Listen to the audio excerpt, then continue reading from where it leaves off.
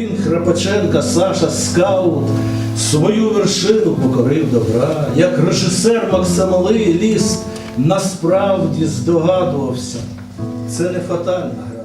Чути такі слова про героя Небесної Сотні Олександра Храпаченка у стінах РДГУ сьогодні непросто. Тут в одній з навчальних аудиторій вшановують свого випускника. Одногрупниця Олександра Тетяна не може стримати сліз, але як тільки згадує, яким був Сашко, з'являється посмішка, як от у перший день їхнього знайомства. Якби всі тільки познайомились, що ми будемо разом вчитися, і пішли в парк, і Сашка показував, який він є. КВНщик, веселий, такий заводний.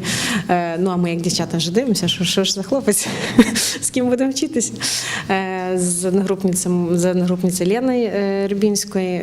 Пам'ятаю лавочку в парку, на якій ми сиділи. Толік такий в нас ще одногрупник. Щирий, відвертий, веселий, талановитий та справжній патріот, який не вагався ні секунди, коли в Україні розпочався Майдан. Відразу поїхав до Києва боротися за краще майбутнє України. Тетяна Віннік зазначає, він не міг вчинити інакше. Такий в нього був характер.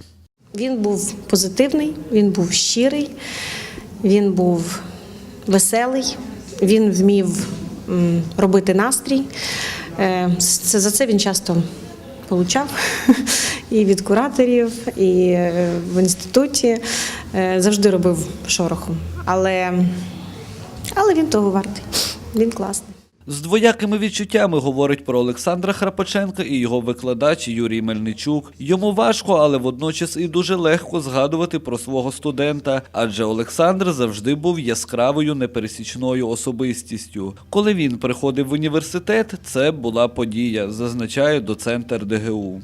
Він, звичайно, що не вкладався в прокрустові ложі нашої системи, якась тоді ще ми тільки починали якось розуміти, що таке держава, правильно, що таке патріотизм.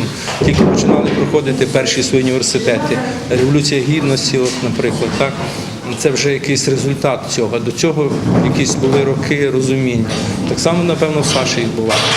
Він починав себе усвідомлювати все-таки українцем, так? Починав усвідомлювати себе людиною, яка розуміє історію, розуміє, що таке український патріот. Таким Олександр Храпаченко і залишиться у серцях тих, хто його знав. Патріотом, веселою, щирою та талановитою особистістю, яка ніколи не залишала інших байдужими. Ой, сини, поверніться, у думах у пісні, у жарівні пісні, ви сини з небуття. Павло Невесенко, Віталій Лазарчук. Випуск новин.